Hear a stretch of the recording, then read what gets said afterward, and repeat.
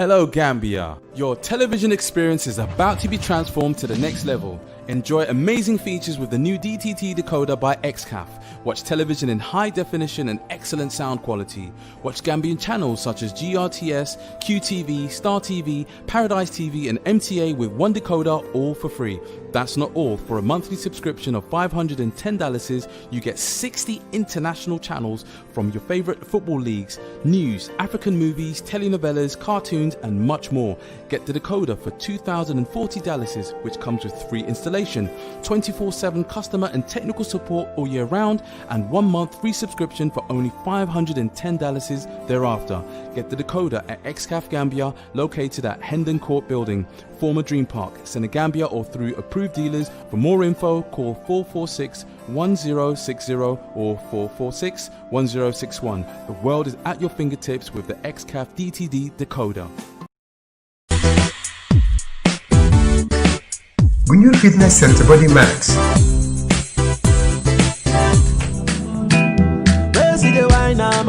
Fire for body, and if you follow me, go now, enjoyment go kill 'em. Baby girl, you bad, girl, the way you whine, I demand over you, girl, I demand over you, girl. Say you are my woman, my superwoman, I demand over you, girl, I demand over you, girl. I see fire for body, and if you follow me, go now, enjoyment go kill 'em.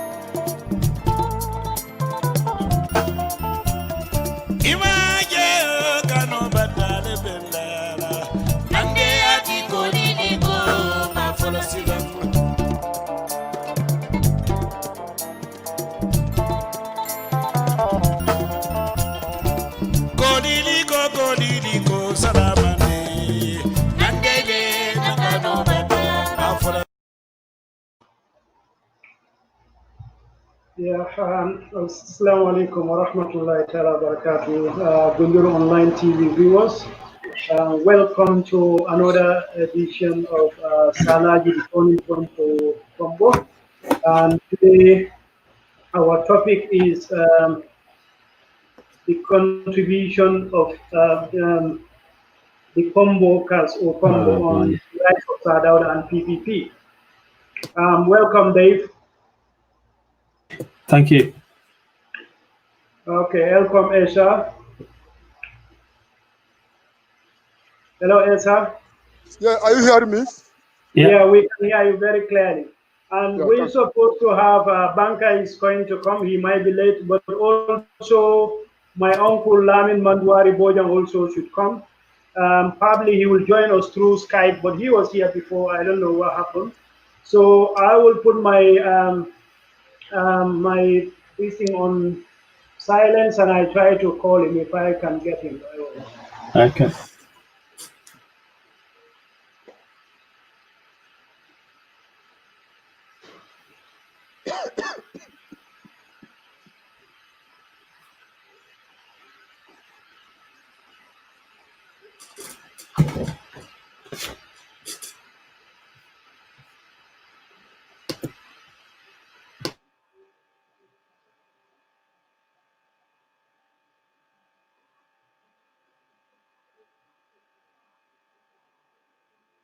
Hello?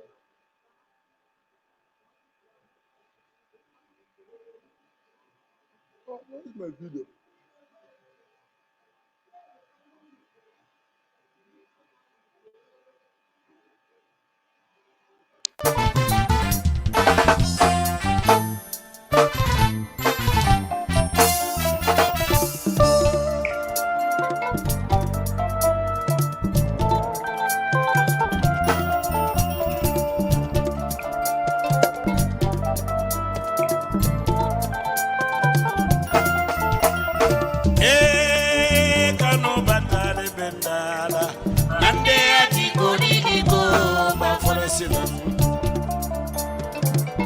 Okay, we can proceed now.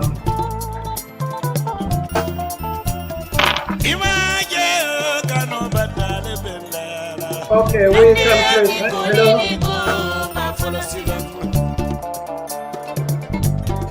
Yes, Mr. Manja, can you hear me?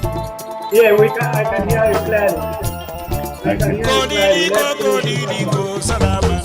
All I can get from here is sound. The Johnny Baku had to play. Yeah, we can hear you clearly. You are in. So, Jamie, you can add him. Yeah. So, Uncle,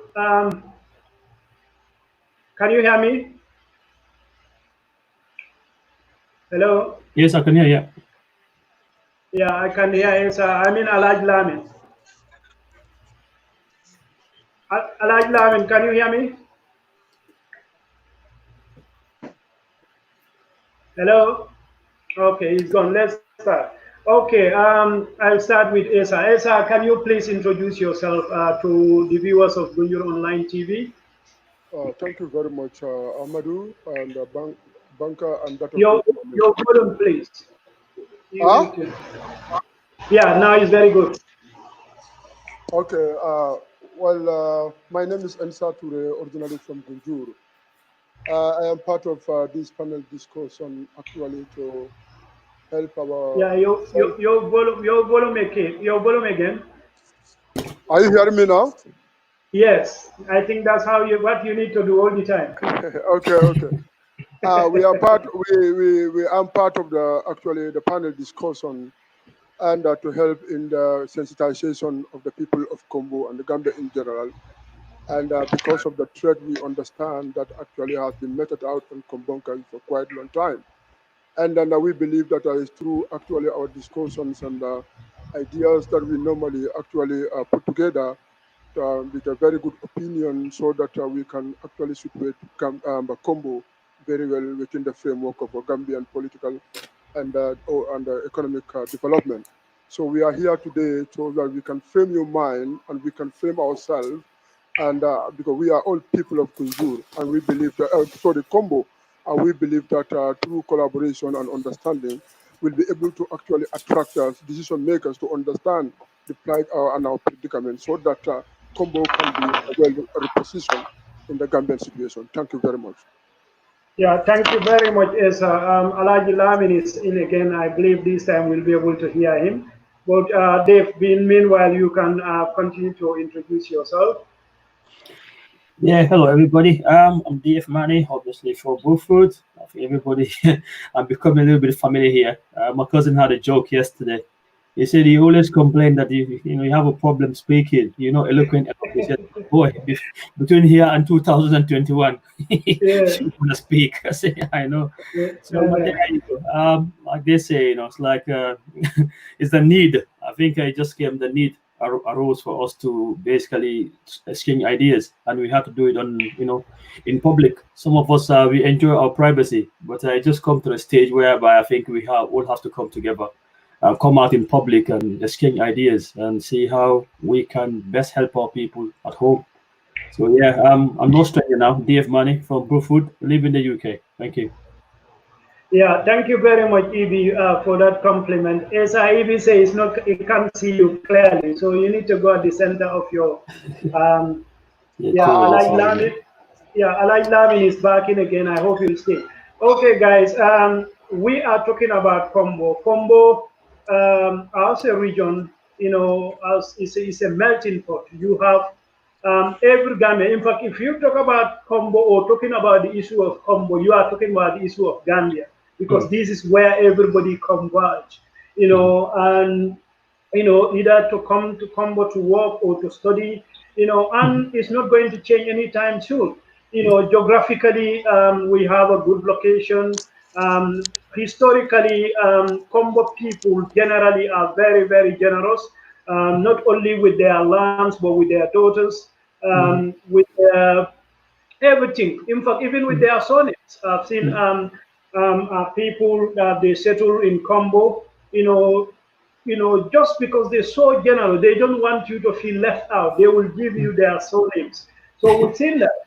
But I think that is been taken granted by our political class, and we feel that there is a time Combo come up in one language and stand up and take their rightful place on the dinner table. I think we've been waiting for other regions, people from other regions of the country for a very, very long time, and we've seen they use political tool, to misappropriate either our lands and also even political, well, even positions.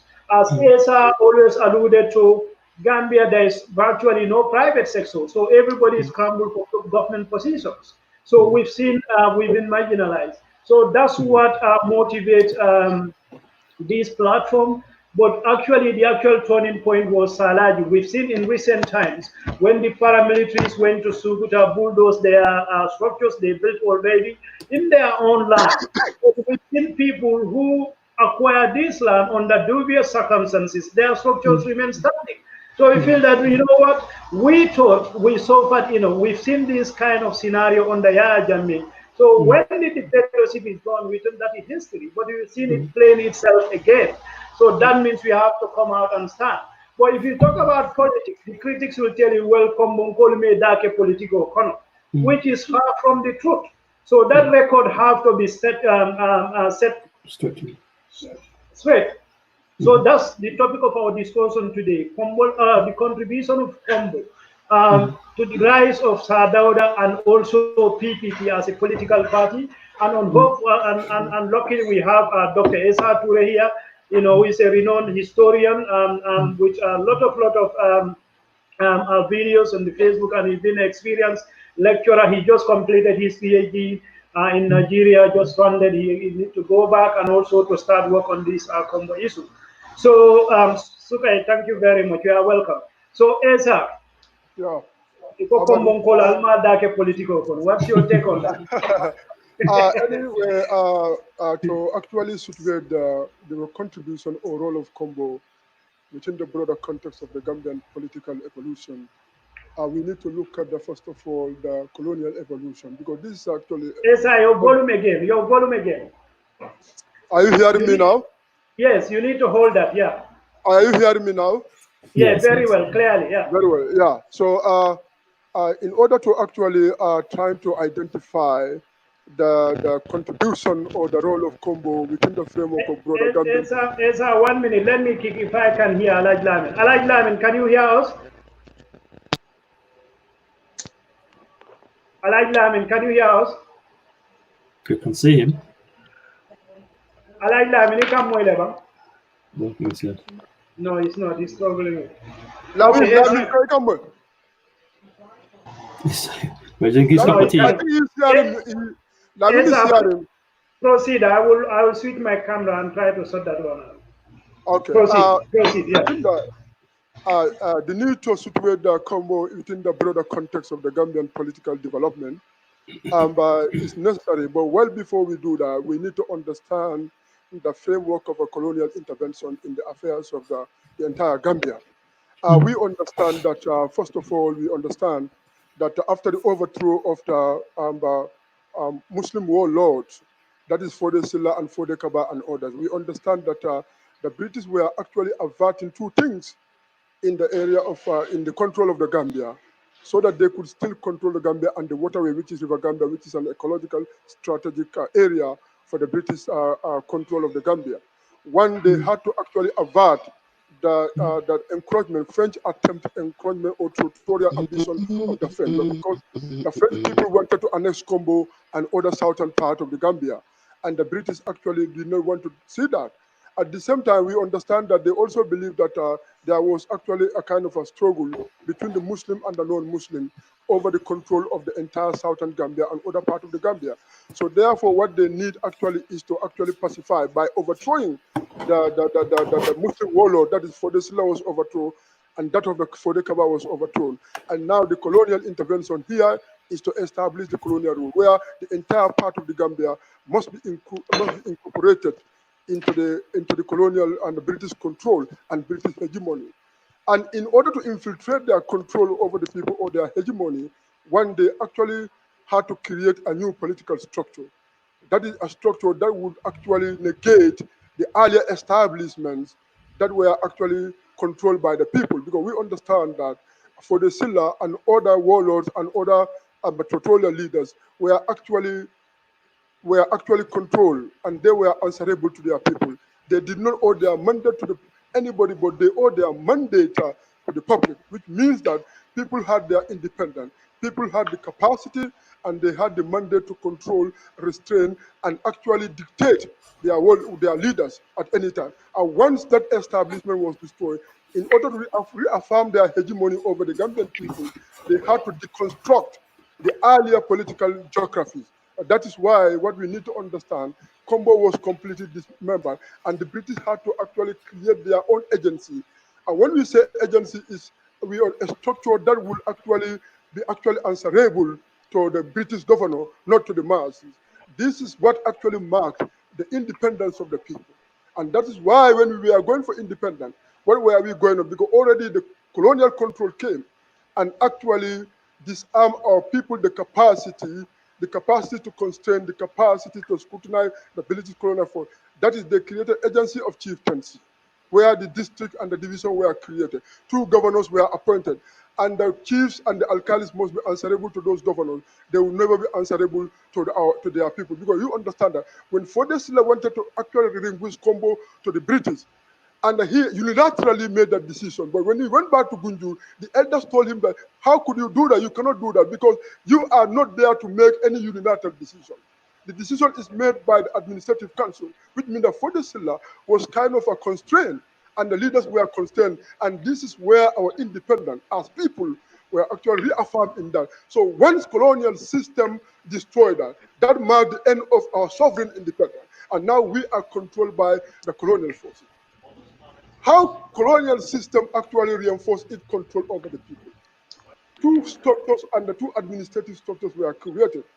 And conceptually, these administrative structures were separate areas or geographical territories. One, we call it bifurcated state. That's what they created in order to ensure their control over the Gambian people. One, that is the protectorate areas and that of the colony. So if you look at that, there was no attempt by the colonial forces to actually develop our capacity in order for us to be able to situate ourselves within the context of the modern ruling system or whether modern administration. Colony was actually a place that was actually meant for civilized people. That is, the British citizens had both entitlement, they had political entitlement, and they had also legal entitlement. And they have all the opportunity, but those in the protectorate, they had to be controlled by the chief that were actually positioned by the British government. So I am doing this for you to understand the trajectory. All this control was actually going on until the time that in the 1960s there was a, especially for people to represent the African people in the legislative system, in the representative system. Once they allow African to participate through what is called political participation. But this was only limited in Banjul, where 3 political parties, which are urban-based political parties, led by urban-based elites, justify Gabajahumba and that of Perinjai. But what happened actually, the colonial structure, we have to understand, in the colonial ordinance, the participation of rural-based people was actually completely constrained. And these people also adopted the same thing because colonial system only allowed those urban-based elites to participate in the political struggle, the struggle to represent the people of Banjul, while the rural areas were never.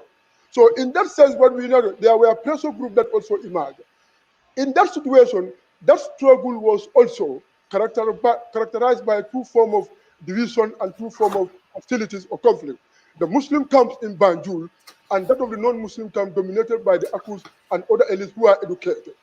Although the Muslims were struggling also to make sure that they alter the balance or imbalance of representation.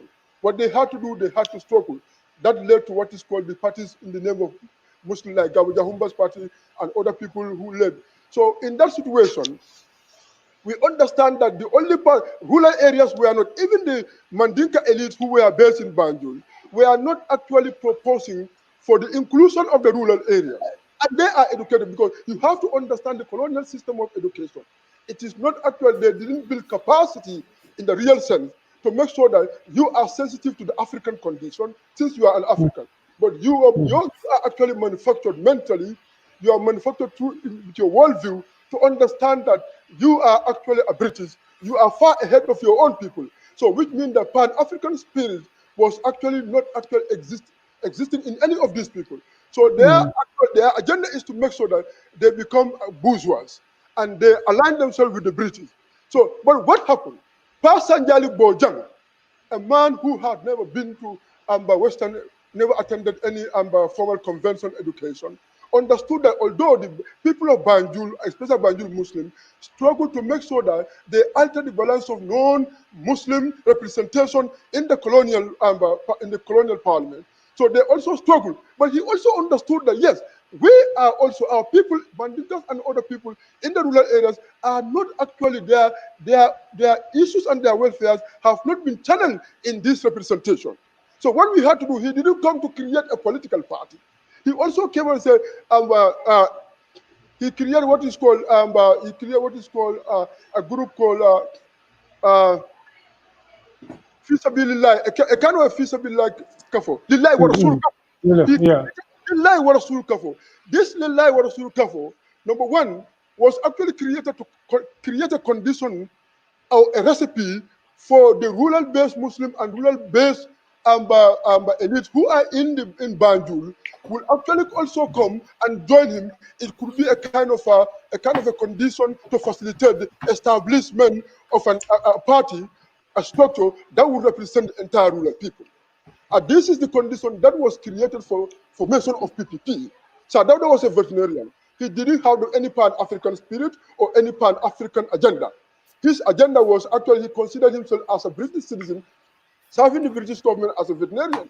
Well, when these people understand that this group was established to the extent that they understand now they've got even the Mandi speaking and the rural-based elite into the group, and this is how they were able to also try to channel through and through mobilization to actually make the British government to understand that they also need representation. And this is where PPP was actually formed in around 1958, around 1959, leading so that actually there would be a representation from the rural-based area. Sir Dawda was actually choosing. He was not part of the struggle. He was chosen by these people from Famarwasa and that of Basanjani Bojang and others who are from Kombo, actually identify Sir Dawda Jawara, which we have to understand. So this is how and the PPP was actually created. So I'm going to give you the summary until we move up to certain period, and I will actually give you the floor to actually reflect on this kind of framework.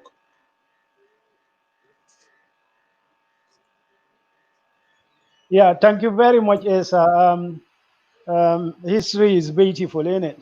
Yeah, Sukai is just Sukai Job, my sister, is just trying to buttress what I have said. Yes, Ahmed, Kombo is the Ohio and Florida of Gambia. As far as majority voters are concerned, we need proper voting education in Kombo. Thank you very much, my beautiful sister. Yeah, Dave, you heard that brilliant introduction by Asa. Yes. Yeah. How PPP, come into being, but the historical perspective, and also to give the kids the flavor when they said, when we hear Pan-Africanism and also the bourgeoisie or the bourgeois, he explained everything, briefly. Most of the kids, if you ask them this, they wouldn't know the actual difference. So I think these are very, very important. Always we go over them and tell kids what they actually mean. So what's your take so far, what Asa have to say? Yes, thank you so much, Mr. Touray. Yeah, it's quite educative. I like listening to him. He's very passionate as well. He speaks with a lot of passion. Yeah, but he's a wealth of knowledge, really. It's amazing. Yeah, thank you so much. Thank you.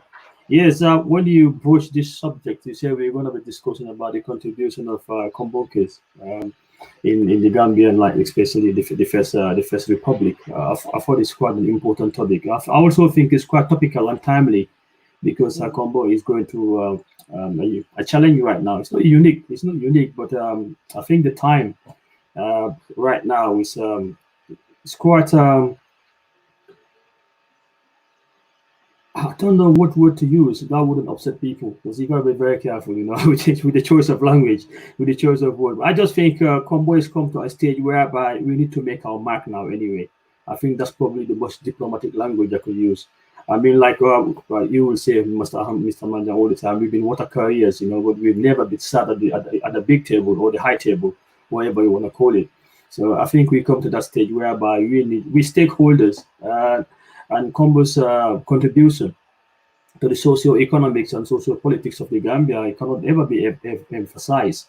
I mean, if you take Combo from the Gambia, there's no Gambia, number one, and that's not to be arrogant. That's just the God honest truth.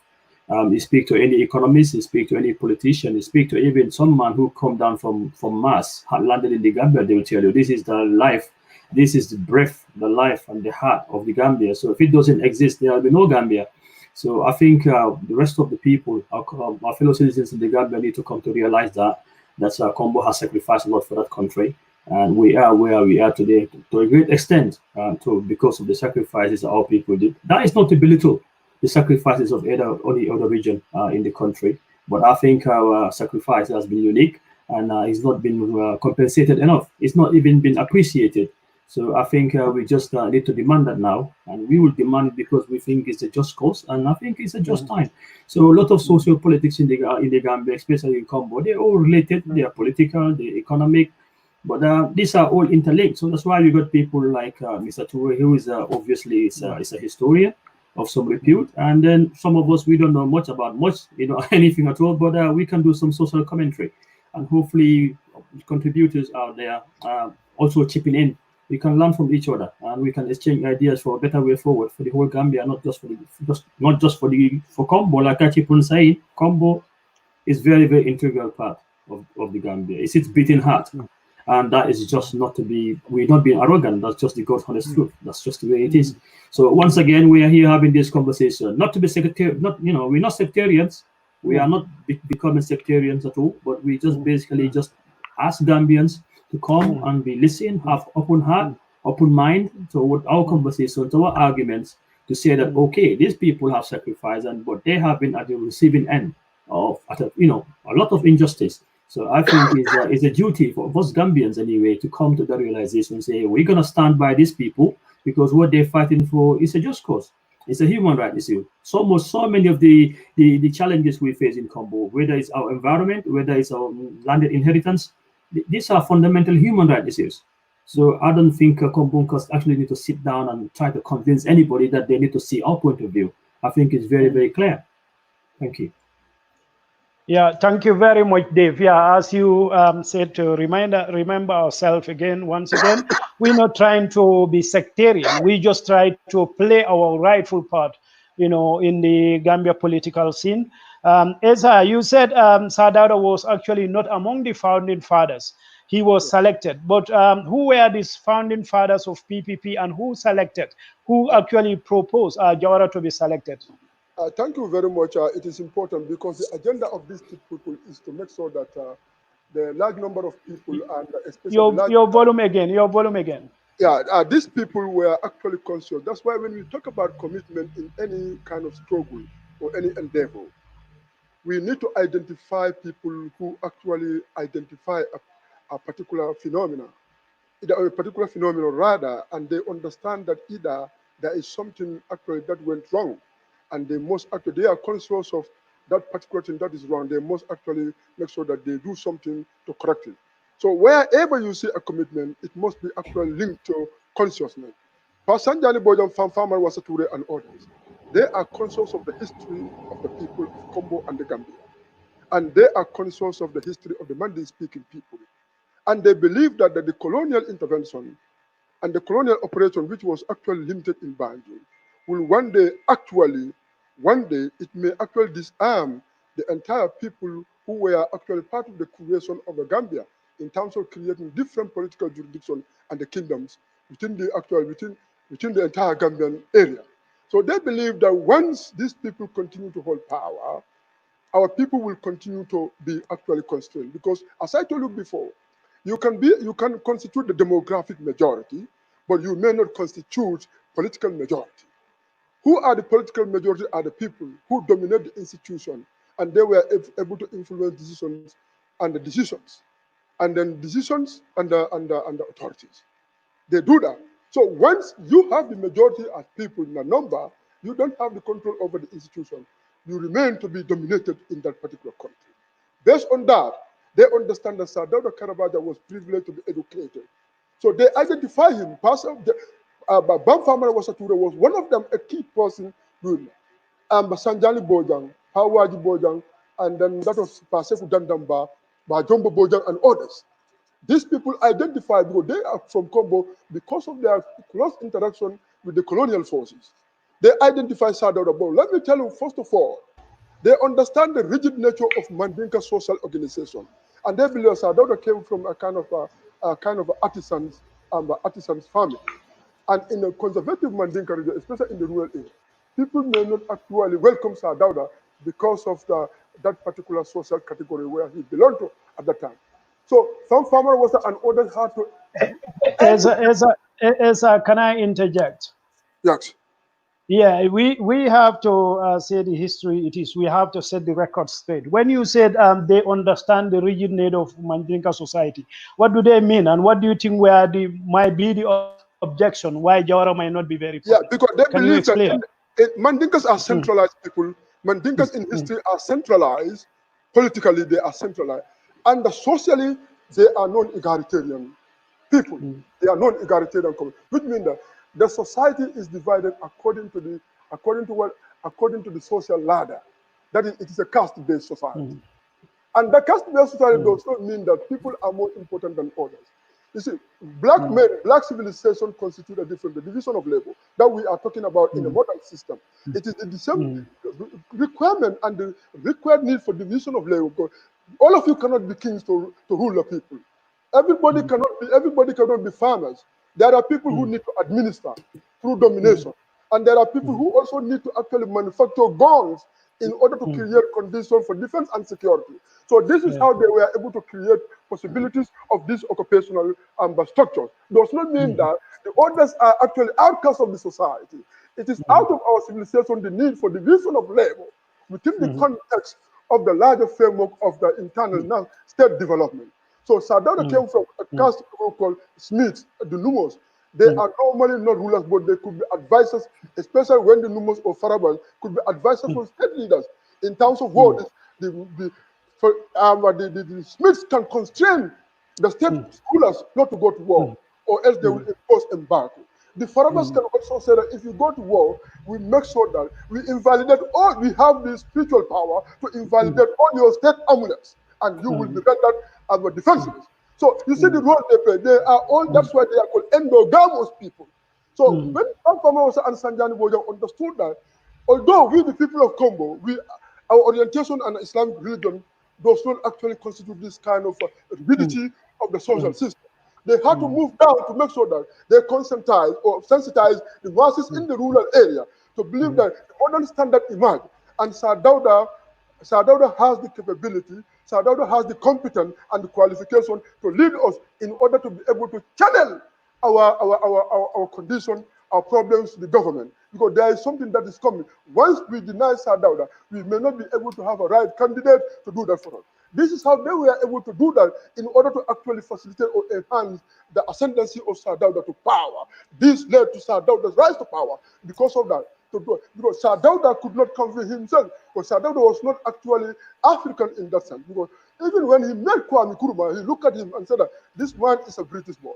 And that is why, if you look, we'll come to that. So this is how these people were embarking on conscientization and sensitization in the rural area in order to convince the elders and the rigid Mandinka areas to understand that the new dawn came, emerged, whereby a new standard within the context of modernity need to be explored in order for us to actually reposition ourselves within the context of the Gambian politics. I leave you with this thing for the meantime. Yes, I'm not going to leave you for a while. It seems the protected people or the people in the provinces rather have somebody outside their own tribe than have a blacksmith, as their leader. So this was the work of Famfam and Fansa and Bojan to go and convince them, you know what, this position this guy is going to man, you need somebody with proper education. And right now, this the man is the most qualified. So is that why Famfamara came in and have to go to the provinces to? Yeah, because they understood that Sir Dawda Sir Dawda had the capacity at that time, Yeah.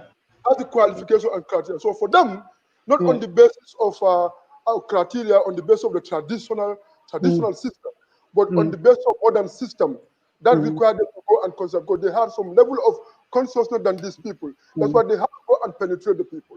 That's why they were able to penetrate and change the mentality of the people towards Sir Dawda. Although some categories of the people actually will come to the actual deny Sir Dawda on the basis of that, but yet because of the sympathy they have in terms of trying to avert exclusionary practice that was actually adopted by the urban elites against the Mandinka system, Mandinka people. That's why they were struggling to make sure that Sir Dawda is put forward. But we will come to that. Whether Sir Dawda adopted a system that actually incorporated these people, whether that actually Sir Dawda built capacity for the people to be in control of the power, or Sir Dawda, whether he actually instituted the same colonial system that actually constrained the power of the people. Well, and we're going to do that. That analysis also could come.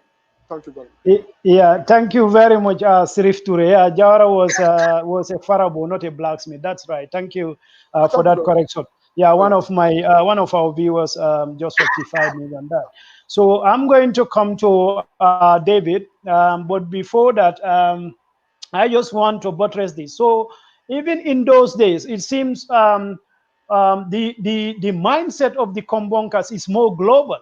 They're more accommodating. They're not like a tribal in nature. And even today, sadly, you can see that when you go into this group, the way some of them take their politics, it tends to be more tribal or regional, compared to African Kombonkans. And I think that's why, we're not making too much noise, because we more global in our thinking. I can say we're not tribal, but it's refreshing to know that actually this is not today. This was developed in our mindset. So we are grateful to our forefathers, for seeing today, because had it not been their involvement, who knows where we'll be today. Thank you very much. David, you wanna come? Alaj Lamine is in again. Let me try one more time if he can hear us. Alaj Lamine, can you hear us? You guys, Alimbara. Well, no mantara fenkerin to laja heatwave and a lot of things are disrupted. But Sang came very well. Sang, you can go ahead. Yeah, ibe samwe kan kodi. Ha. Yo, ya mo la kaja bunda be damin no. Ha, and then, well, coming malakumol be moy basically. Are you hearing me? Ha, Sang came well. Proceed. Proceed. I'm sorry, I'll interrupt a bit. No, don't feel sorry. The technical be struggle tale. Eventually, ila masingo be sonnale. Tada kodeke. Okay, Dave, you can come in. Okay. Oh, that's really very unfortunate. Next time, I hope next time that will be sorted. He's a good guy. He really want to contribute. Okay. It's Alaj Lamine Bojan, Lamine Manduari. I think you've been familiar with him in the forum. Yeah, go ahead. Yes. I think I'll have to set up my system in a way that Nsetarani's forum will in a good time. That I can talk, I give an opinion on some of the issues. Don't let me highlight. Now, nevertheless, should Kombola contribution to the rise of Jawara and the PPP, womanke nukuti, because Komonkolu, come for Sanjali Boja and the like, Wole Jawara Fintindi. Bari, as we say, he's gone again. Yeah, sorry there, our viewers. We really apologize. It's important he's coming, but he's struggling with his internet. So I'm going to let him one more time. If we can't, then we will proceed. But we are very sorry about this internet. This is technology. You can do very little about this. But that's what it's all about. Yeah, proceed, Uncle.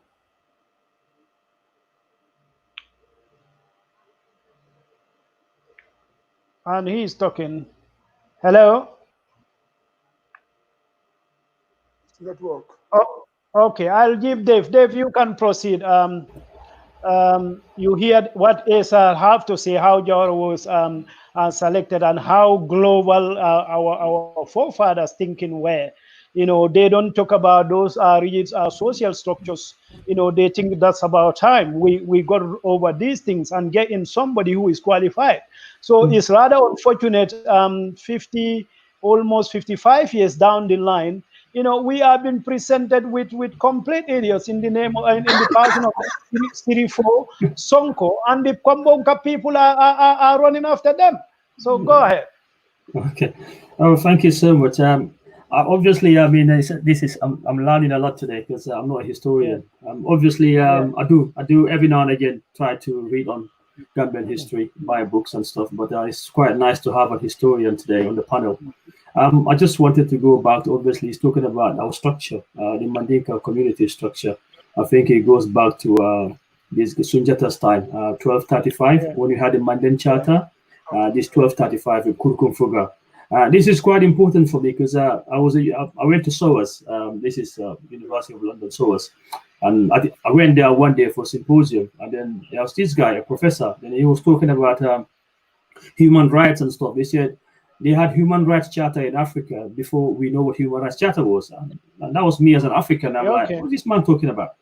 Anyway, you'll see where I was coming from. If very soon you guys will see where I'm coming from. Yeah, where I'm heading to anyway. Basically, just to interject there, you know, that's why Africans need to go and research and tell their own story, because you looked at most of these Western narratives that we are cave dwellers until very recently. We don't even know how to manage ourselves. Yeah. But now you are talking, a professor talking about Africans, you know, having these charters, you know.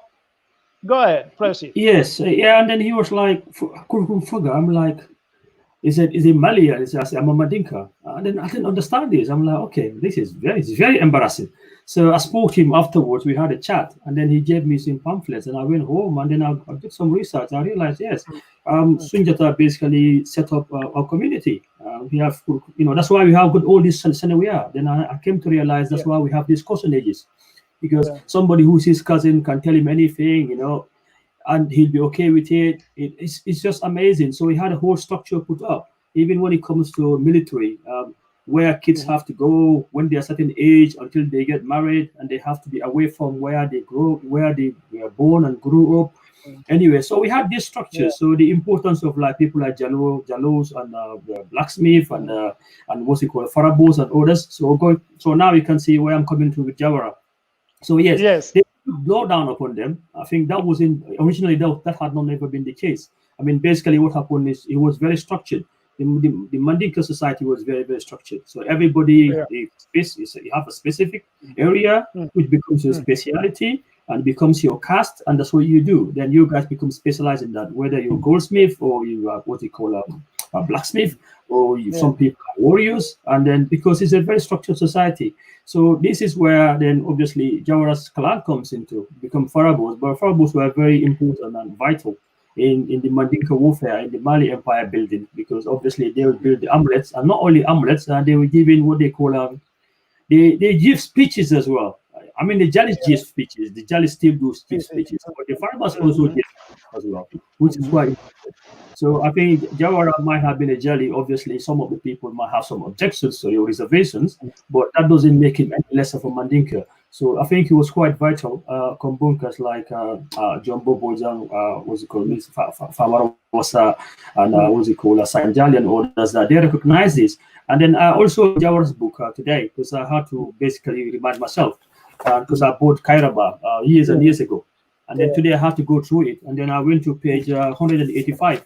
And that's Jawara again talking about with people like Bajoba Boja and Sanjali Bojang. They had to go before him.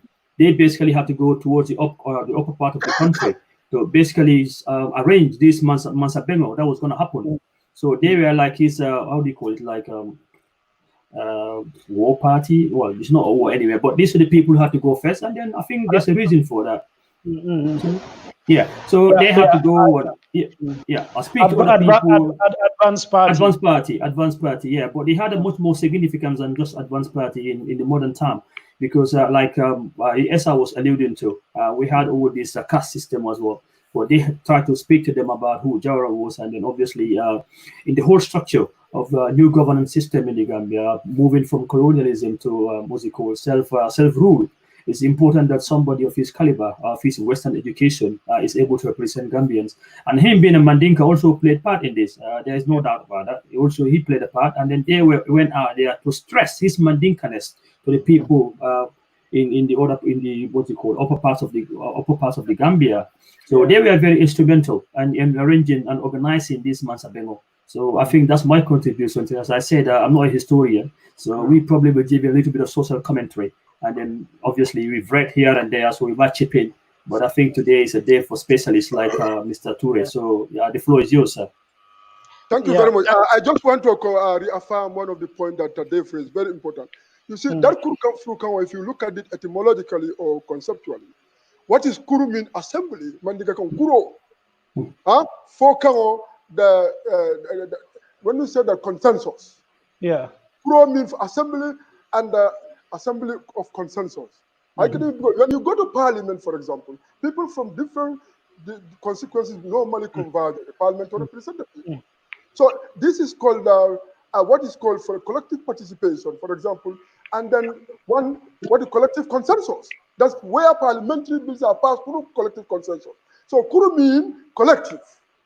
If you want Mandika Kamada Kuro, Jamala Femo, that's why you see Jibril Tamsin, the book he wrote, that is Assembly of the People, Kurukang Furukan. So maybe you may not even understand that for Kamo. Kamo means voice. I get it very well here. So all this modern political term and the concept have already been, because Sundara Keita was a constitutional monarch. He was not actually an absolute monarch. He was a because Mali would constitute diversity. When he overthrew Sumankuru Conteh, they said what we have to do is we need to, or everybody need to come. Then I get it very well. And we discussed how we can actually establish a framework that will actually unify the people. That is unity in diversity. That is a kind of a monarchical based structure. If you understand, so that's how Sundara Keita was elected. He was an elected monarch. He was not selected. Based on criteria. That's why in the first charter of that constitution, it is said that the judges, these are the lawyers and the legal personnel of the judges, who are the Gambe and the Nyamakalas, must be able to tell the truth to the king and must uphold to the established tradition, because they know the do's and the don'ts of the society. So we go back and look at our modern context, the context of our modern governance framework. Whether we have a replica in our previous dispensation. It was when these people were constitutional monarchs, and England was an absolute monarch. They stole some of these things in order to adopt their democratic governance, develop their democratic governance system. Thank you very much for reminding me of Kuru Kamfuka. Kuru means Jama. Kuro. Welcome back to me all consensus. Thank you. Thank you very much, Esa, for that wonderful contribution, and also to add historical perspective to it, and also what he actually mean. I never knew. I also am going to welcome Dr. Conteh. He's a little bit late today, even though this is his topic. He's selected. This was not selected by Esa. Inshallah, next week we will be talking about the Land Act. But before them, now Esa, Jawara is selected. Okay. What happened after that? Actually, you have to understand the development here. And still now, Jawara joined the race. And our people and the PPP was able to actually were able to send some number of representatives. And Sir Dawda was appointed as the Minister of Education and the true PPP ticket. I think he was actually voted by the people of Kombo. He represented the people of Kombo, and others represented other areas. So what happened when the British unilaterally selected choose Perinjai as the chief minister? Sir Dawda resigned, because they have the majority in the parliament, and why should actually Winsley, that is the governor, should actually select this man unilaterally? He should have been selected on the basis of on the popular consensus. So therefore, Sir Dawda resigned.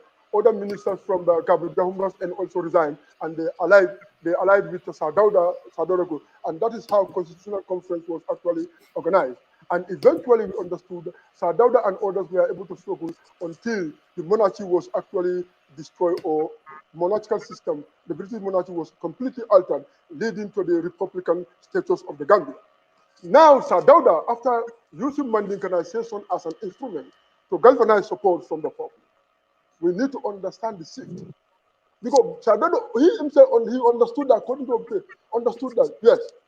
And one challenge Sir Dawda was still thinking, Mandinkas will never actually appreciate me based on my own family origin. What he had to do, he turned to these urban-based elites for technical support. They constitute his technocratic system. And he was able to give them some of the lucrative ministerial posts. Although people like Sir Dawda became vice president. They became vice president in Sir Dawda's regime. But most of the Sir Dawda started gradually dealing with these people, and give them support and give them ministerial support. And that is why gradually some of the few rural-based people who were in Sir Dawda's cabinet, where they used Sir Dawda to fight against people like Sirif Diba and others, until Sir Dawda was completely overcome. But let me tell you one thing, what Sir Dawda adopted, because we were saying independent.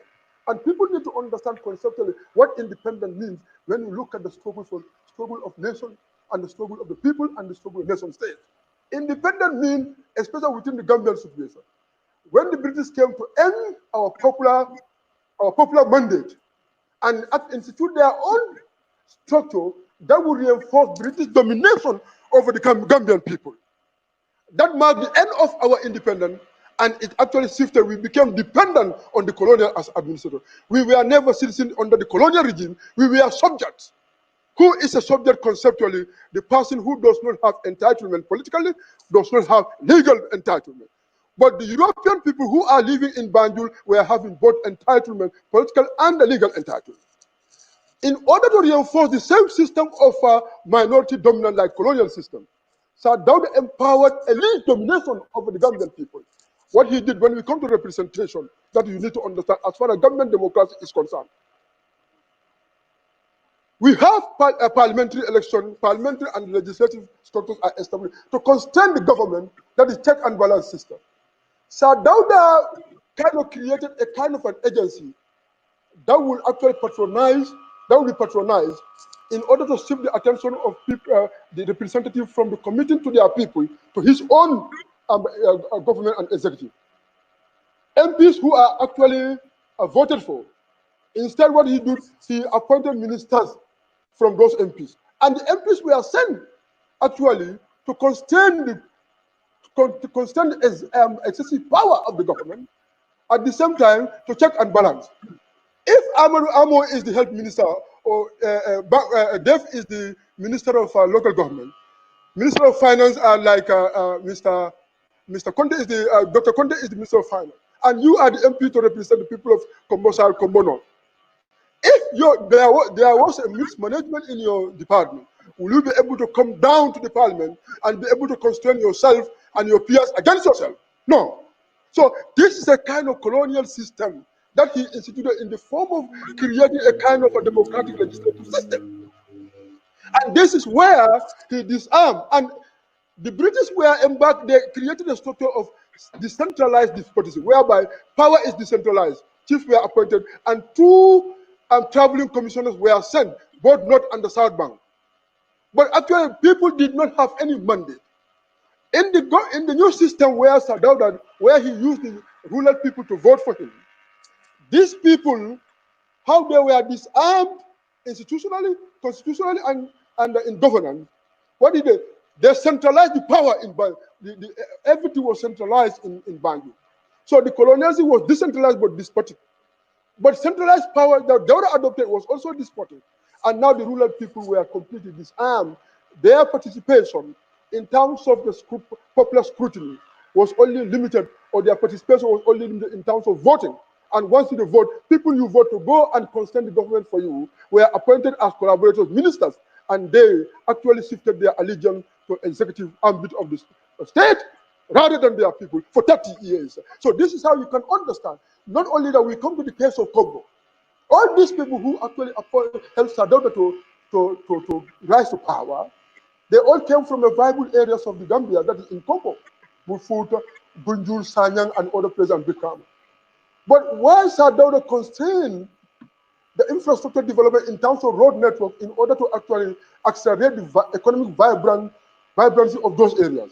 Because you have to, once the road network were established, electricity where people are migrating and another form of urban structure or urban section is emerging, that may lead to the political construction, that may actually become threat. That's why Sir Dawda actually refused to link roads and facilities to this area. So we need to understand this in context, how Mandinkanization was utilized or manipulated as a way to make vote, but it is also the threat of Mandinka forces also serve as a kind of a motivation for Sir Dawda to deny them. Thank you. Thank you very much, Ensa. Yeah, the final segment is like almost disheartening. You know, Prof. Yeah. Yeah, welcome. I think now you have enough. You've been listening to Ensa for a while to have something to say. What you want to add to what Ensa just said? How Jawara disarm our own people and how he refused, to connect Kombo to the Kombo Tiba Banco, and the effect of that on us as people and as a region of the country.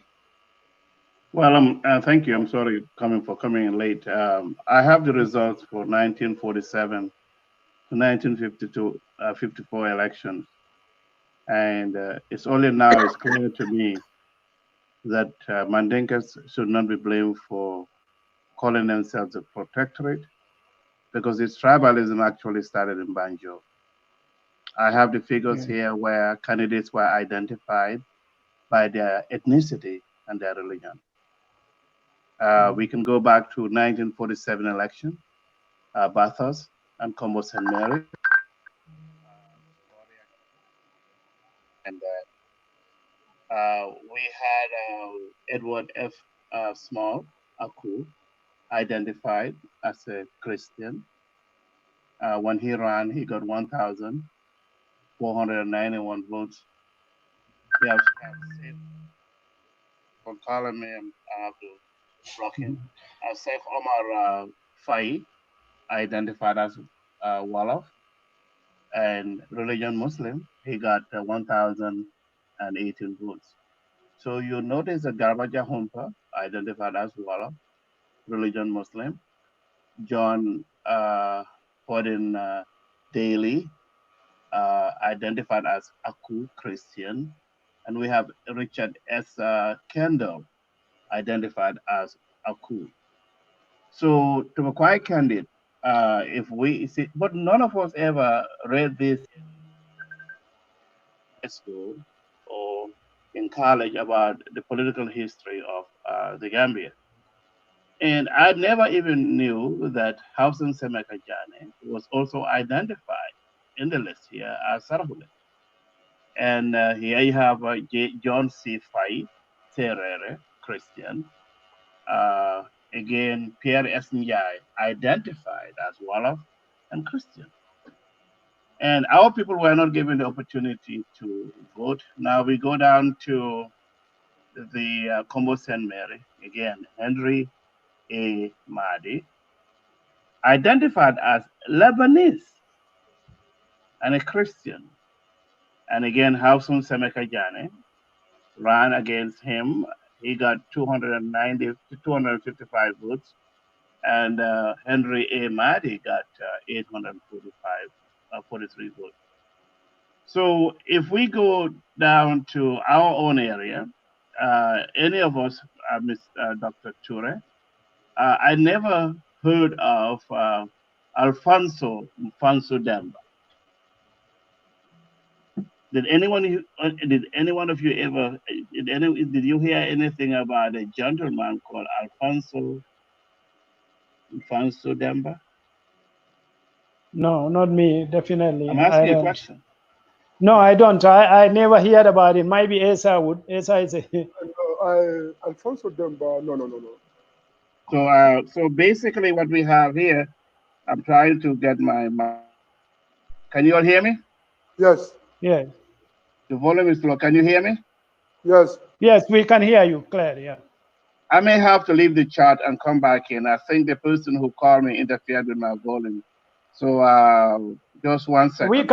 We can hear you clearly. Okay. So Doctor is gone. Is where you left off. I think we'll come back to that historical part, the lack of connection between Kombo, the road networks, and also that and the effect of that. And this actually constraint your doctor is trying to get back in. So basically, our efforts and our good intention was not reciprocated by Jawara. Is that what you mean? Yeah, and there are a lot. We are coming. Another section is there when he turned against our people. And go ahead. Just by your own script.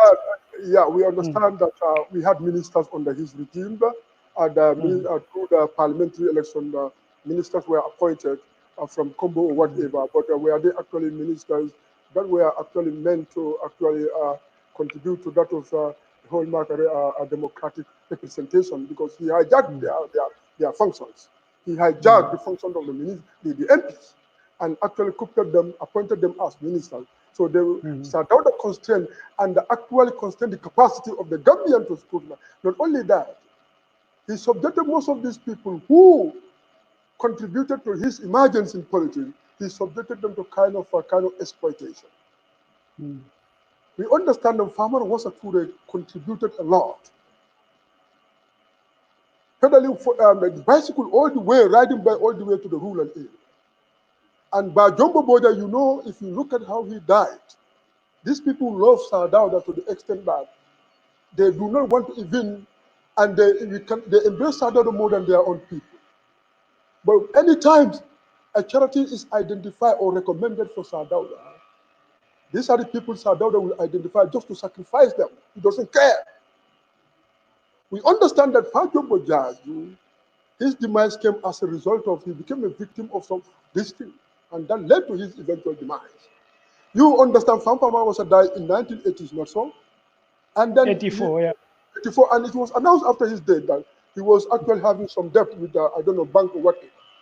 Until when Sirifudiba came to Gunju and said that, we know how Famara Touray contributed to the independent struggle of this country and to the rise of Sir Dawda. He allowed his name to be announced because he had a loan with the bank. So you have to understand that this is where we want people of Kombo to understand. You see, our liberal nature is not as today. You understand that the Muslim of Gunjur, when they attempted to create a more political autonomy within Kombo by eliminating the Soninkers, what they did is they invited the Kabu warriors. And some of these Kabu warriors were not Muslims. But they said this is a political independence. It is after the political independence we'll be able to actually institute theocracy that is centered on Sharia. That's why before they left for Birkama, after when Tumani Dabang, Landin Kiti Dabang's grandfather, died, who was killed by Mansa Koliboja, was killed. And for the Silla was before the invasion of Birkama. For the Silla said, my war and my struggle is going to be centered on Islam and Sharia. And before we leave, because he knew that he already coopted Kabunkas. You know Kabunkas? Kabunkas, if you hire them, they go beyond. I can attest to that. Dave, yes, I'm Dave also. Yes. Yeah. So he told them because, because that is why when instead of we are going for this war for Islam to make sure that Islam infiltrate and dominate the entire Kombo, therefore I am going to institute Sharia theocracy, the institution before we leave for Birkama. Because people can go extra mile to invade and seize people's property. That's why Marjane, and Lantoko Barrow and others were appointed as his Sharia judges. At that instant, Marjane and Lantoko Barrow and others, he identified them because of their competence in the legal, in the jurisprudence. He said they are going to be, so that every case, that's why when they conquered Kombo and Bafoni and instituted Nyandu family as the whatever, when they killed Mansakasi, one of his provincial vassal chiefs, for they still sent people to go and capture the culprit. and they were prosecuted according to Sharia law in Kombo. So you see, he invited non-Muslims to be part of the war, even if people want to say leave them one day or the other, and these people eventually converted to Islam, and they adopted Islamic tradition. So this is our objectivity, our liberal. It has to be linked to our people, and the Kombo was open to different people. One of his main bodyguards. Can I just interject there? Because we've seen the rise of religious intolerance in the Gambia in recent days. So Islam, there is no force in it. If you live with people if you live by the true teachings of Islam, that will entice people to join you. You don't have to force them if you live by the true teachings. I think Kombo Silla understands this very well. You know, that if we invite them and we live according to the teachings of Islam, they will eventually join us. I think that's what happened with the Karbunkas. Exactly. So the Karbunkas came, but you have to understand in 1887 when the groundnut trade declined in Kombo, and then the rubber trade emerged in Foni, and some Karbunkas, they called them Jawaros. The British were reporting some of the things that Karbunkas were doing. The Alkali of Gunju told them that Silanata Jawaro means Samba. That is this Karbunkas. You can have it your way today, no problem. And then, not only, and he did a lot. One thing he was able to adopt these people to Islam is to give some of the daughters from Gunju to some of these Kabu warriors and others.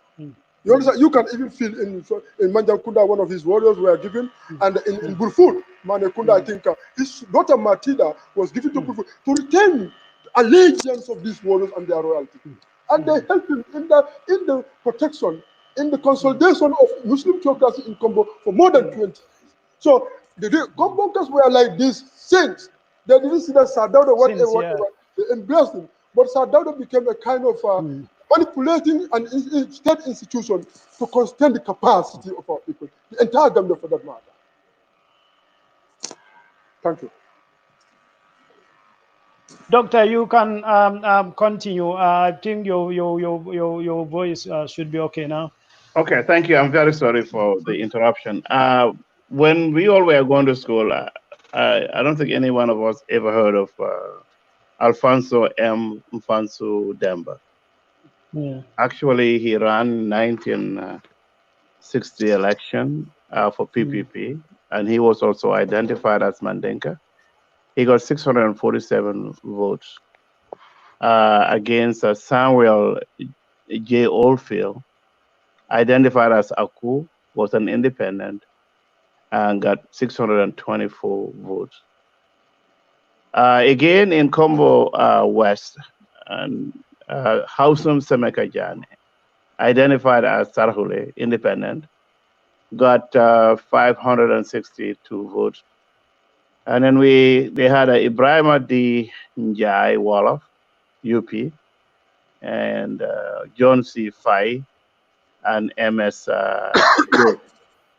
So going again to Kombo, Sir Dawda, they call them Protectorate Western. Sir Dawda K. Jawara, identified as Mandinka. He did not have any opponent. He was unopposed.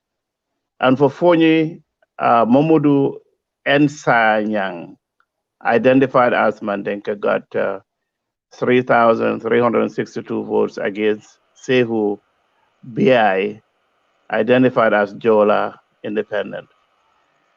So again, when we look at the Kombo election to see how Sir Dawda came in to be our representative, one can say that when Sir Dawda ran, no one opposed him. So that gave him the opportunity to again contest in the next election. And he ran against Bakari Jabang, Kai Jabang, the late Kai Jabang. And subsequently, he also ran against Silla Bojang, and then and Yafatu Sonko. But again, what I'm saying to you, brothers and sisters, ladies and gentlemen, I heard what Dr. Touray was saying about our niceness as in Kombo. So we groom leaders, but at the end, they kick us to the curb or put us in the back. And that actually is a testament of the culture of our diversity, because I never knew that in Western Congo that a Christian would run during the time in the 1960s or 50s to run against a Muslim person. And the election was actually very close because Alfonso Demba won only by 20 votes. So again, when we are looking at politics in the Gambia, I do believe, that Kombo plays an integral role in the politics of our country. And because of our diversity, we will continue to be inclusive. But we also have to be understanding, because I looked at Dr. Lamine Bojan's election results.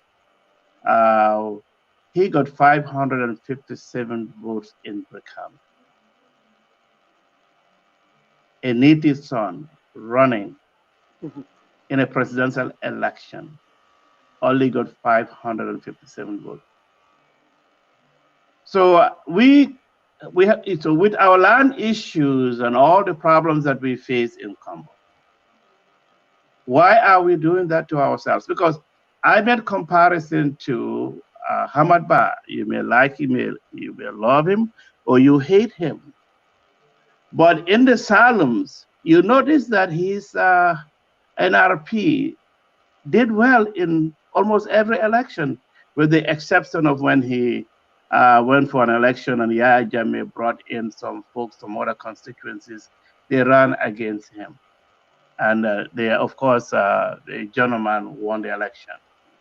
So I am not trying to change anybody's mind, but it seems like when you look at the political dynamics of even Sirif Deba, even when he was in jail, he lost by less than 300 votes.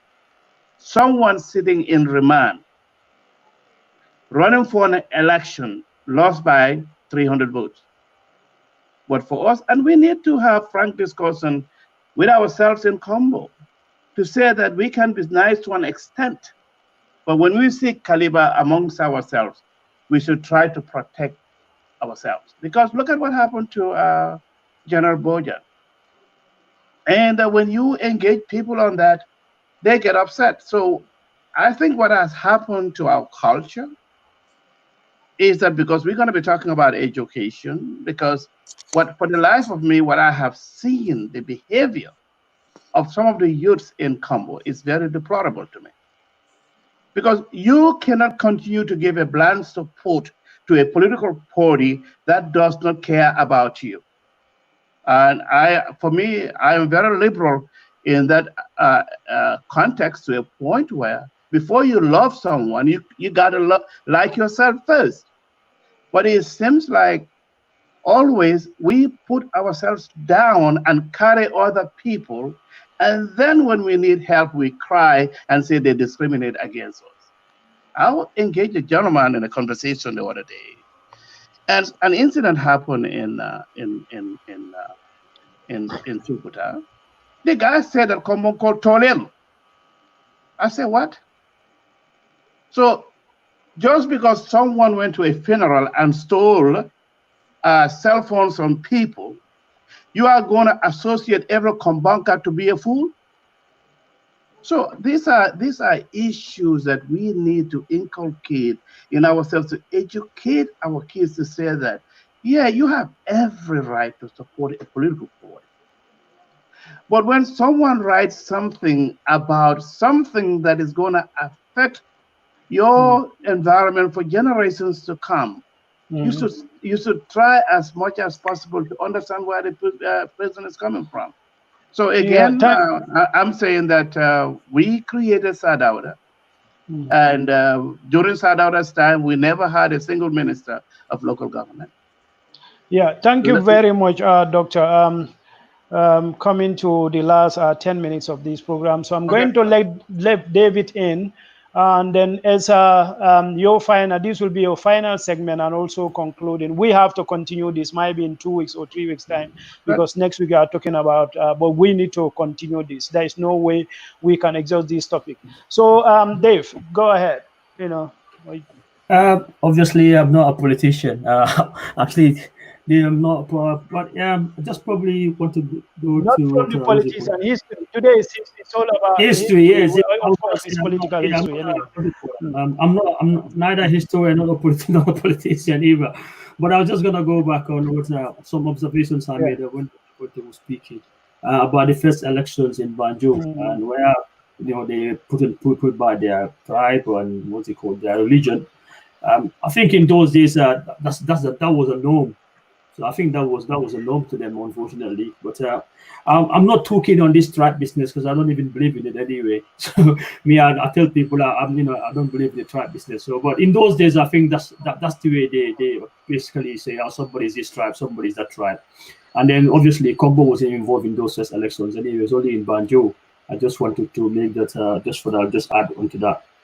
When it comes to when the franchise was extended to people in our part of the Gambia or our part of Kombo. Obviously, I understood we didn't have native Kombokers who were representatives in parliament, if you want to call them that. I wasn't born, or maybe I was very, very young, but I could remember they said in Bruford they had a guy called Badranjai, because we got some guys, they all a little bit older than me when we were back home, when I was a kid, and his name is Badranjai. Somebody later tell me that he's MP. He was named after this MP. Then I used to ask, who is this Badranjai? They told me he was a guy from Banjul who used to be Prufu's representative in parliament. So I think that's because we didn't have any people within our own communities who were, you can say, educated.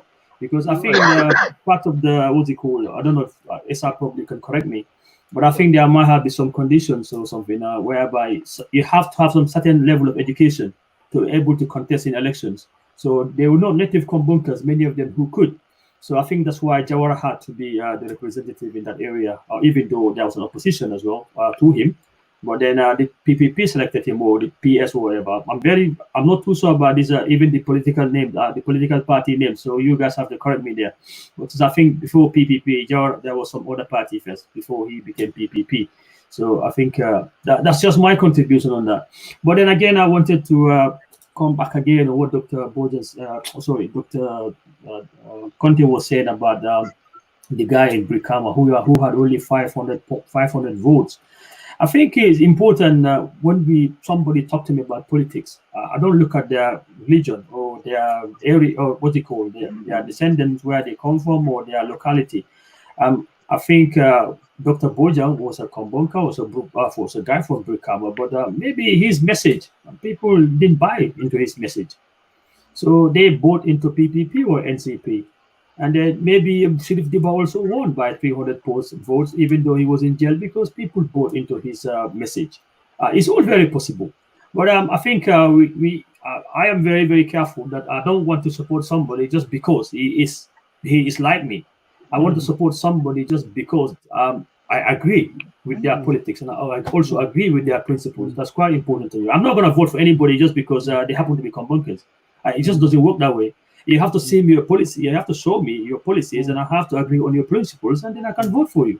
I think that's quite important. I think people need to be given that freedom. You need to vote for somebody who is on the same wavelength with you. So how do they have to get their message right? And then they tell them, this is what I can bring to the table, and this is what I can do, and this is what is missing. So if he can sell me something, he can sell me a message, and I'm convinced by it, then I'll vote for you. But I'm not only going to vote for you because you're Mandinka, or because your last name is Manneh, or you come from Bruford. You got to do better than that. Yeah. Thank you very much. Yeah, thank you very much, Dave. I think this is what is missing in Gambian politics, and that's why DOI or PDOIs are still struggling for numbers, because they decided to concentrate on policies and issues, and Gambians are not yet ready to listen to that. It's all about emotions, and not which is paid into attention. And also politicians, they are making good gains out of this, but that's why when that cult hero goes down, it goes down with the party, because it's not based on any structure. you can see period-wise for another 50 years. Maybe they might not have gone to be the president, but you look at PPP now. That's the kind of politics they play. It's all about tribe and emotions. And when Jawara goes down, they goes down. And that's why APRC still are telling their supporters, yeah, Jammeh will come back. Because anytime it become apparent that the fat guy will never come back to this country, the party is dead. It's all built around somebody, and it's all about emotions. So until we teach, maybe from school or in the radios, and unfortunately, the political leaders we have now, majority of them, and I know only thinking in terms of this emotional line, because it breeds lazy politics. They don't have to try that much. They only have to sell their tribe to them and their religion, and that's very bad. But coming back to the contribution of the Kombo to the rise of Jawara and PPP, is these we have like 5 minutes. So if you can do final segment, I will give vote to 2 minutes to Doctor because he was less. Then I will close this because I need to go. Very, very fine. Dave also raised a very important issue here. During the time that Badranjai, Sir Dawda, during the Badranjai's time, there were people with competence in Kombo area. Yes. And Sir Dawda manipulated a kind of condition where he wanted to divide, because people of Sukuta were arch opposition to Sir Dawda regime. And in order to infiltrate his party support and dominance, he had to divide the people of Kombo in the first place. That's why you can see that Sukuta and Burfoot or Sukuta and Lamine or whatever, he imposed this man. So those who were, he understood the condition. As I told you, the reason why, because Sukuta people also, every Sukuta people at that time, they had their petty bourgeois in Banjul. I think that's why Sir Dawda also imposed Baranjai on them. And they, so, and there's another thing. But another thing is people were there who were struggling against Baranjai. But Sir Dawda used that as political compensation for Baranjai. At the same time, also to divide the people of Kombo so that they would not have one collective aspiration against his bad governance. That was another thing. But also what we need to understand as far as Kombo is concerned, people need to understand that perception. To be active, to participate in party politics or to be in the party executive does not actually, does not determine your participation. The participation of a region in the active politics depends on the number of votes they contribute to the emergence. So Kombo contributed a lot in the rise of a coalition government, and they were isolated and marginalized, and they are telling us Kombokers are not participating. If I am participating, I'm the only one. But people are not voting. Where is the demonstration of their participation? So Kombo should not be judged based on people becoming participants in the executive or whatever, but Kombo should be judged on the basis of which vote that they drive, that they put in the election. So that is why people are making their mistake. It is the Kombo's number that gave rise to the coalition. Why should Kombo be marginalized? And this marginalization, I told you, and isolation, it led to open the Kombo to state manipulation. Kombo became vulnerable to state manipulation because of the absence of Kombonka people, elites in the government. So those who are there have no sensitivity to the extent of killing poor people, to the extent of destroying the property, to the extent of mining our viable areas. So our viable areas are subjected to kind of infiltration because of the absence. And we are looked as people who are outcast in the politics, people who are infantile in politics. So we are manipulated and galvanized support. We are not, when a Hamulet in the entire Gambia, we have 5 to 7 to how many ambassadors, and they stood on this Facebook saying that their amulet is the brand basket of this country. We contribute vote. That is actually enough to determine and demonstrate our participation. And nobody is there in the governance sharing at the table of the executive to negotiate, to discuss issues. And once Kombokers are not there, they all unanimously accept that the state must use its instrument to extend the Komboker, to actually render Kombokers worthless in the government. So this is my message here. You need to know what you are going for, because the land law is not yet repealed. Anybody that emerges could go behind or you to use legal personality to utilize that still against you, because people want to stay in Kombo. Once that law is not, it becomes an instrument to haunt you for the rest of your life. And to haunt you, whether you share your Kabilo land, if there is no development and tomorrow, they'll come and say that we need state development, and you are. And who is there for us in the government to tell us anything? So this is where we need to understand the situation from this perspective. You can't use me to vote, and you do not want me, you do not want to give me ability and my capacity to be used to discuss issues. No. So thank you very much for this thing. I think this is what we need to understand. We need to learn moral lesson from that. Thank you. Yeah, thank you very much, Esa. I think the lesson takes from your final segment, and I wrote that one. This is where we're going to pick it up whenever we have the opportunity again to continue with this particular topic. How Badaranjai come into being. Probably we thought maybe there's no competent people. You prove that historically there are people actually competed, to compete against him. But Jawara used Badaranjai to actually divide Kombo. That is to pit Sukuta and Brufut together, to be fighting within ourselves while he got his own way. So this has been the story. This is what we need to rectify.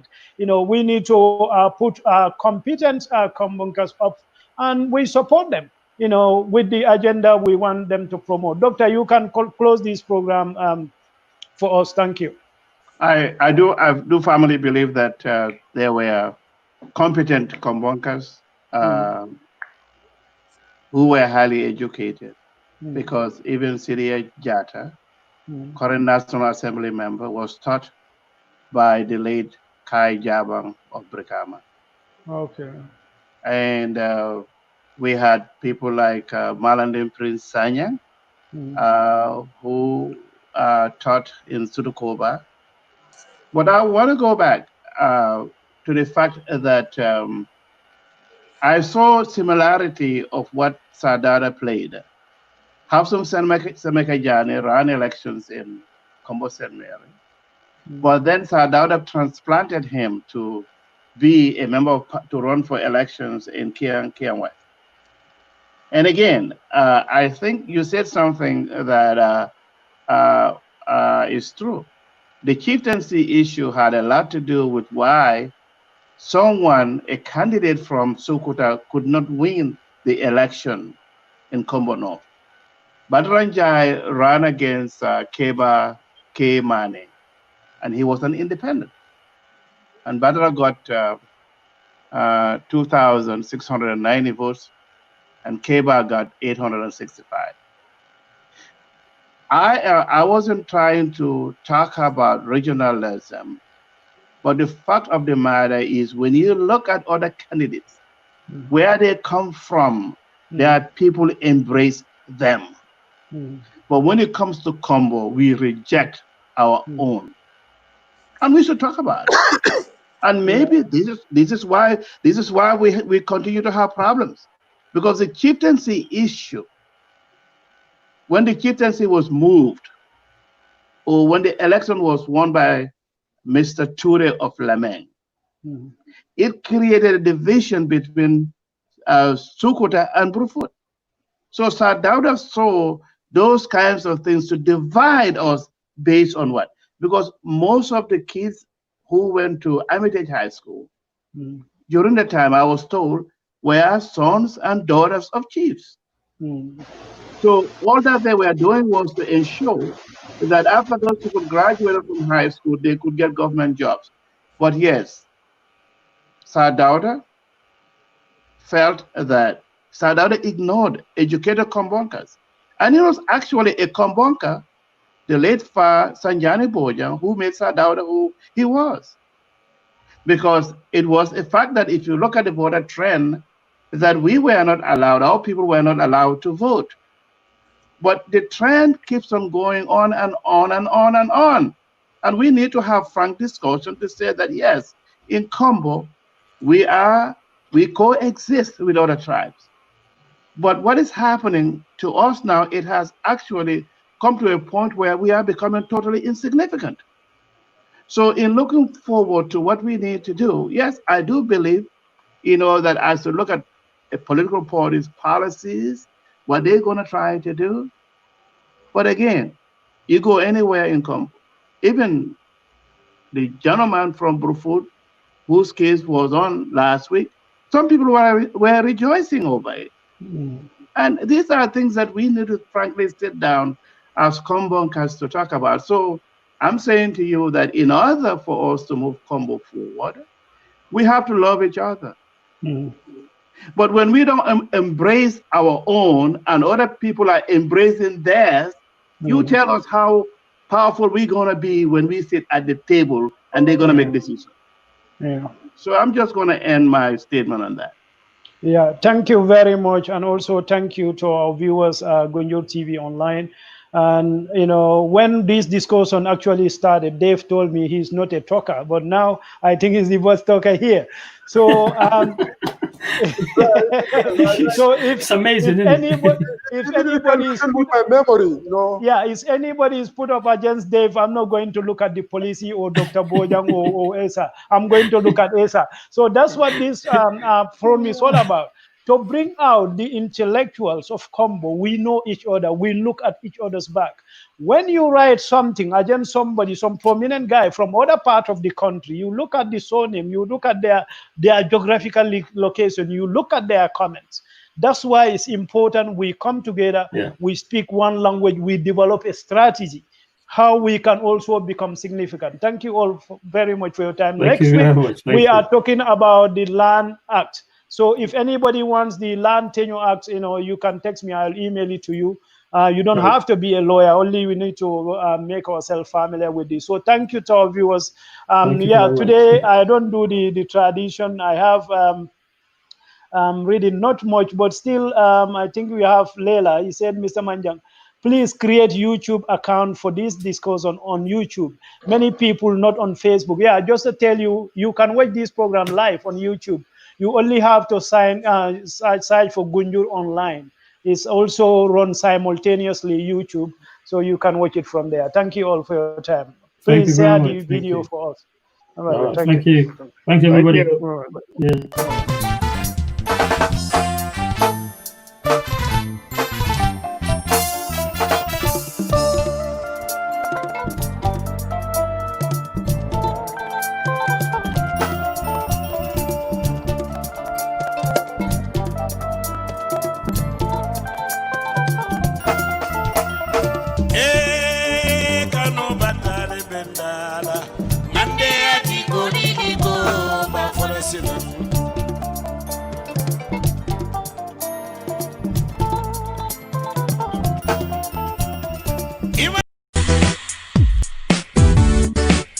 Gunjur Fitness Center Body Max.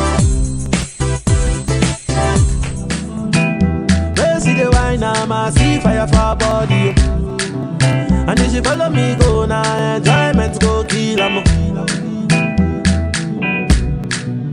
Baby girl, you bad, girl the way you whine, I demand over you, girl, I demand over you, girl. Say you are my woman, my superwoman. I demand over you, girl, I demand over you, girl. I see fire for body, and if you follow me go now, enjoyment go kill 'em.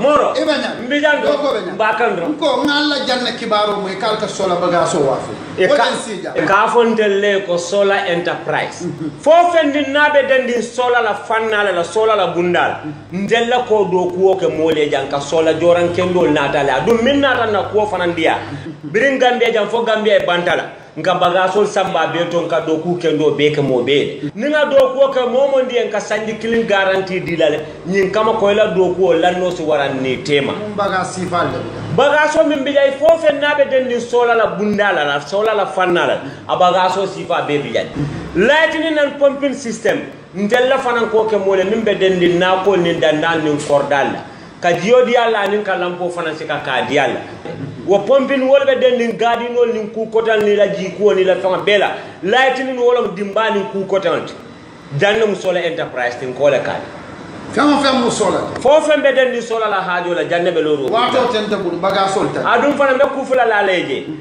bunda fula fana be mbulle fanga kabona ndami anin dula ba fula safonya America ni Europe na fen ka bana wolta dum doron no moto min ka fenkendo na te sola la bagasol kana te nyambanko kanya abanta bagasol tan ngata.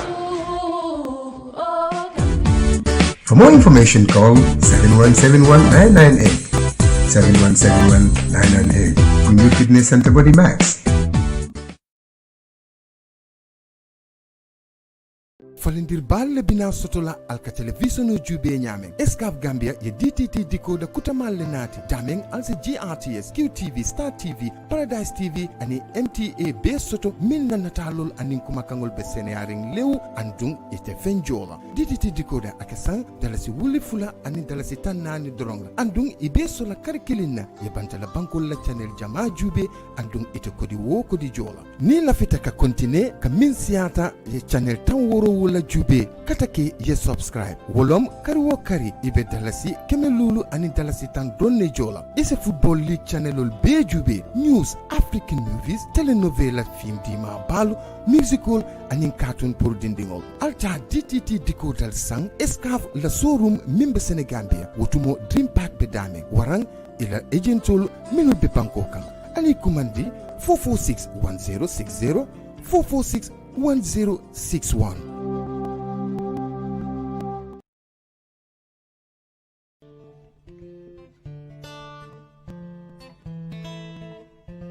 Dear friends of the Gambia, greetings from your destination of choice, home to the island of Conteh and known for over 500 exceptional bird species.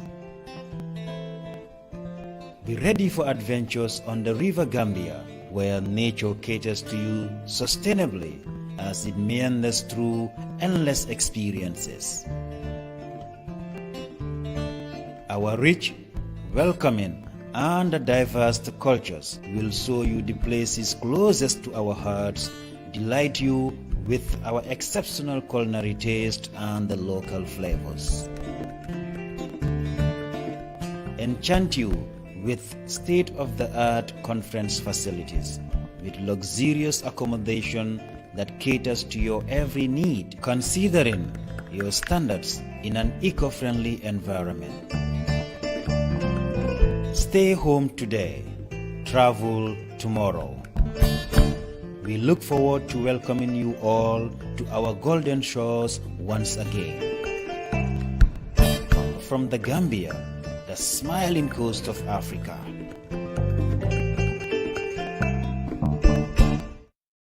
Available for short or long-term rental. A compound situated in Gunjo, south of the Gambia. A village known for its spirituality, tradition, and culture being intact. The compound is surrounded by nature and 5 minutes walk to the main road leading to Brikama, Senegambia, the Atlantic Ocean, and the River Gambia. A modern house with all facilities, 2 bedrooms, 2 toilets, 2 water heaters, living room and kitchen, borehole water system, and solar system lighting. The compound also comes with a security and maid. Also available, car rental.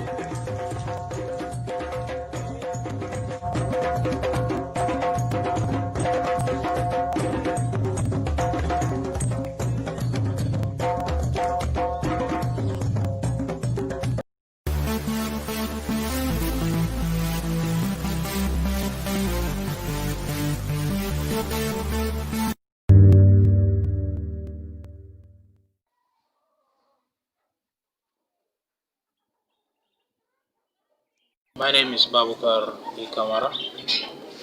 I'm from Gunjo. Started poultry farming in 2016.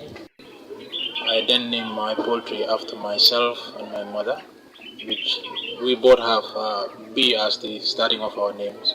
So I then named my poultry after Best Choice Poultry Farm.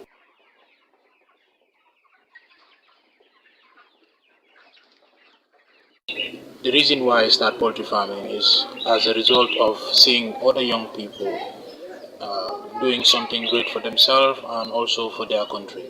employing other young people and giving them a hope, that actually motivated me quite a lot to also do something in my country in terms of food self-sufficiency.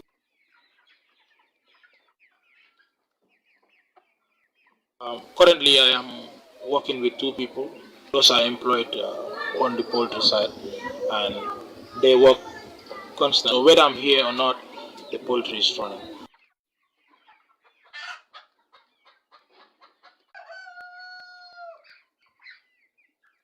Initially, I had a lot of passion to further my education and have my degrees in the areas that I studied, which is business.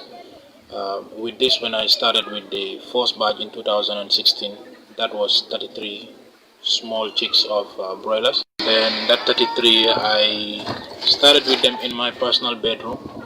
I raised them in my bedroom and I slept in the parlor, and I still have a memorable pictures of all those things. And after that, I sold the entire batch with the 33, so I got like almost some couple of thousand. And by then I had a half scholarship to one of the Asian countries in Indonesia to study business and administration. The dream was halfway through. I got the visa and to travel. I couldn't have a ticket. I struggled quite a lot. I couldn't have it. So I said, well, that might not be my destiny. So I have to drop that and then continue with the poultry farming. So I then tried to raise some capital and get some more chickens and then brought them up, sell them, multiply. This thing get growing.